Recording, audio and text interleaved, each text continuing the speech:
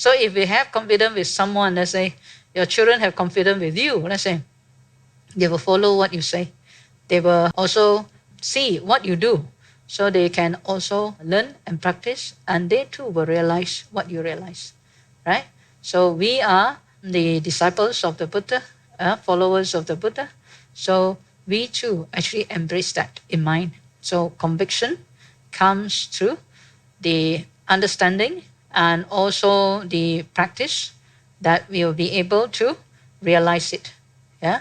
So the first we say conviction in the Buddha, that to understand there truly arise in this world, this way of awakening, and there are someone who have done it. Not only that someone by the name of Gotami, but also his disciples, and many of them who follow this path, and then they also realize the way of the Dhamma and be free from the cycle of samsara. Right? So this first we have to understand that. Right? Second, then how to practice then to realize that. So of course, virtue comes in. Yeah.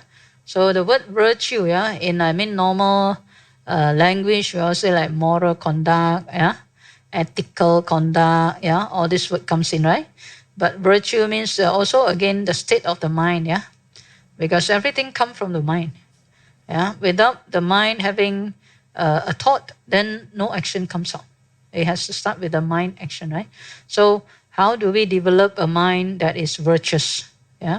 So the simplest virtue to observe, all of you know, right? What are they? The 5 precepts, right? Yeah, the 5 precepts. So the 5 precepts, to a common Buddhist, I think it's quite easy to practice, isn't it? Is it easy to practice? No, virtue, So they said 5, but all of us aim to wish for happiness, So if we wish for happiness, we have to find the virtue that leads to happiness. So what are the virtues that leads to happiness? So many times we think that I do good, but then if we don't observe these 5 precepts, we may miss some of the what they call things. Like for example, we say, okay I do dana, good right? I help people, good right? These are also virtues, right? But then if we don't keep the 5 precepts, what will happen? I do dana, good right? I help people also, good but I don't keep the 5 precepts. Not only the mind is so, because I say, but I like to talk, let's say. I like to, gossip. But I could do that now. I could help people, right? But I don't keep the precept well. I like idle talk. I like, do something like talk harsh speech. And I don't think it's wrong, because habit, let's say.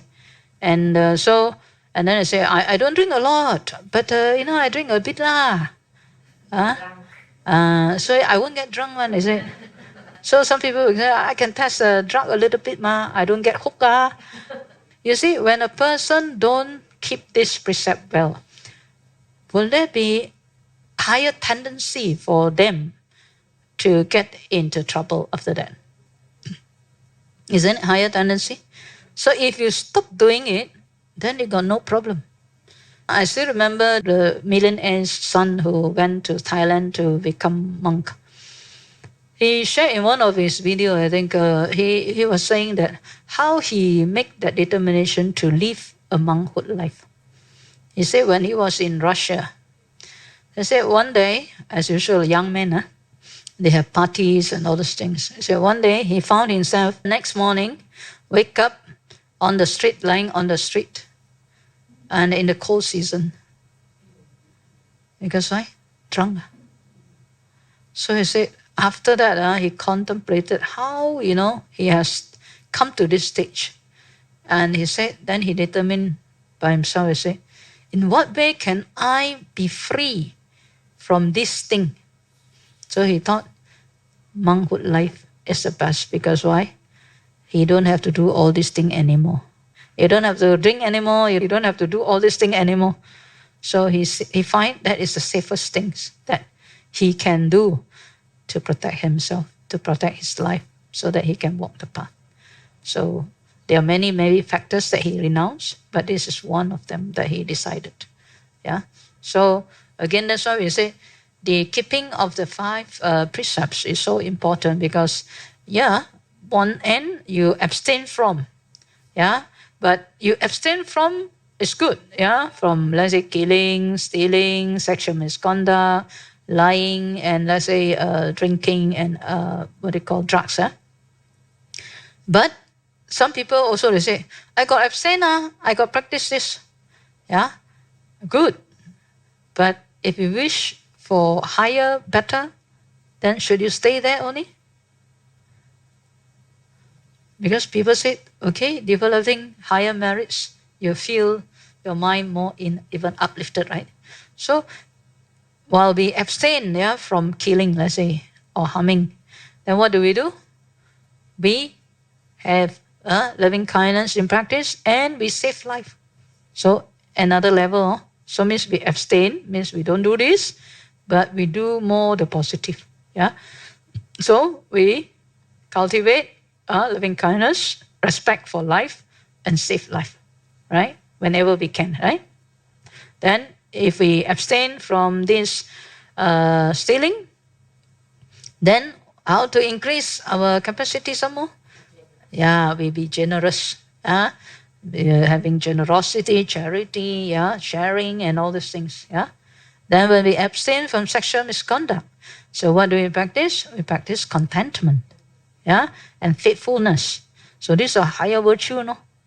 We don't do this, but then we increase this. We abstain from lying, false speech, then we increase what? Truthful speech, beneficial speech, pleasant speech, and speech that bring harmony. And so then the next is we don't take drugs or alcohol. On the opposite side, I think is mainly for body. We take food that is healthy for the body. And also helping our mind, food for the body and food for the mind. So we do meditation too, to also detoxify the toxic in the mind, right? So that our mind can be strong, not heedless, but heedful, right? So therefore, even as if you are addicted to coffee, please remember you also have to abstain. So because dependency, the mind cannot think straight when you don't have that drug, right? Coffee got what? Caffeine. Caffeine good or not? Everybody say no good. But why still drink? Don't know, they say. Ignorant again. So you see, so that's why sometimes, because our mind are quick in dependency, and not what they call help themselves to abstain, number one, and then to increase their power or their resiliency. Right? So you see, one is to abstain, two is to develop. That's why we say, avoid all evil, right? Do good, right? And third, purify one's mind. Purify one's mind. Not purify others' mind or people, purify all mind.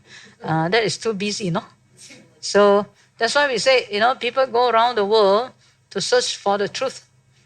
But the Buddha said, where to find the world? Here. This world, they can go everywhere, try to understand the world, but they don't understand themselves. Right? When they get upset, they say, I don't know. But they know so many things in the world, but they don't know themselves. So this is where the Buddha said, don't waste time. Understand this world. If you can understand this world, the 6-foot phantom body, then you'll be able to understand the whole world. If this one you don't understand, no matter, you can go to 200 over countries, right? And then at the end, you come back also still don't know what happened. Still feel lonely, feel empty. Feel not satisfied with life, feel injustice in the world, and feel so many things that still you could not understand. So that's why the main thing the Buddha said, understand this world, Nama and Rupa, the 5 aggregates. Then you'll be able to understand the world, right? So you see, don't just underlook these 5 precepts are so important. We have to keep that. And then from there, at the same time, we do good. And then the next stage is purify the mind, purify one's mind. So now you see the 5 things that the Buddha mentioned when Mahadhamma said, oh, in case I suddenly die, where will be my destiny? Because my mind is muddled. When I see people a lot, my mind starts to muddle. When I see shopping complex, maybe my mind still muddle. When I see traffic in the road, my mind also become muddled. Means when you see everything around you, your mind become muddled. So you forget about the Buddha, you forget about the Dhamma, you forget about the Sangha. And so what is the next? So we say conviction in the Buddha, then we always think, no, and understand the Buddhahood and the way, the goal towards that. Second is cultivating virtue to realize the Buddhahood. This is the foundation. Without this foundation, if your child don't learn ABC until Z, you see from standard 1, 2, 3, 4, also the fellow will not be able to comprehend the teaching. Because why? No foundation, good foundation. Maybe sometimes they have a little bit of foundation, but not good. So when they start to read, they always cannot comprehend properly. So this is where it's so important. First, we have to comprehend virtue, morality, but through that, who do we or what do we actually convicted? We are having conviction to the Buddha, means Buddhahood, awakening. Next, after we practice the virtue, the Buddha said, learning, nurture learning of Dhamma. So we keep learning. A lot of Buddhists are there, every year I can go to one retreat. Wow, in the retreat, very good, very good. Come back, one Bhikkhuni, and then 365 minus 7 days, 350, maybe 8 days. Again, back to normal. Adama again. Only 1 week, good. Then after that, no practice already, forget already. Some even worse. I see quite many, after a good retreat, the last day, then they will ask, hey, where to eat durian? Where to eat this? Where to do what? Wow, it's like fong kam like that, like out of prison. You see, I was wondering sometimes, when during the retreat, what are they doing? Is it they are having retreat or they are thinking what to eat already? What to eat, where to go, right? See or not? So means the mind don't have that goal, very strong determination, the goal to free from suffering. So that's why we say Dhamma or Adhamma, you see. So we always have to that check, by ourselves, not like somebody or teacher will say, wait, where are you thinking of the food? Not the teacher to tell you, because who wish for the happiness here and now? Who wish to be free from suffering? If we have that goal in mind, we should do it, not somebody else to tell us and to do it for us. So this is also so important. So learning the Dhamma, So learning the Dhamma means also consistently, persistently. Listen to the Dhamma, and then after that we practice. So when we practice, that's why we nurture relinquishment. What we relinquish, if it's unwholesome, it makes you feel sad, feel bad, feel down, feel bored, feel lonely. Are you going to hold on to it? Relinquish, just relinquish. The one that haven't come to us, the one that confident, happy, joyful, equanimous, very compassionate, gentle, truthful. If it hasn't come, then what do? We must bring it up, right? We must initiate. We must develop it. We must cultivate it.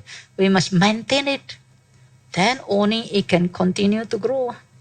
So if we don't do that, then how is it going to grow? Isn't it? So this is where, as we learn, then we learn to relinquish what is unwholesome, and we cultivate those wholesome states.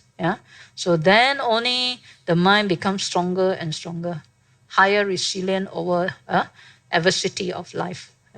So whether COVID-19, no COVID-19, you're the same.